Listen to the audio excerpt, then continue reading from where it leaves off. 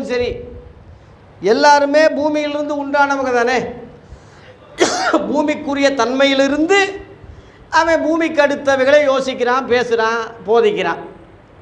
அது கேட்குறவனுக்கு கரெக்டாக இருக்குது. ஏன்னா அவன் ஒன்று தானே, ஒரு குட்டையில் கொண்ட மட்டையை தானே, ரெண்டுக்கு பொருந்துது. ஆனால் இயேசுவின் போதனை அப்படி அல்ல, முரண்பாடாக இருக்கும், வித்தியாசமாக இருக்கும். இவன் அறிவுக்கு மேலே இருக்கும், புரியாமல் இருக்கும், முரண்பட்டதாக இருக்கும். ஏன் அப்படின்னா அவர் பரலோகத்திலிருந்து வந்தவர், பூலோகத்திலிருந்து அவர் மற்ற மனுஷனை போல உதயமாகி வரல. யோவான் 3:31 இருக்கு, படிங்க. யோவான் 3:31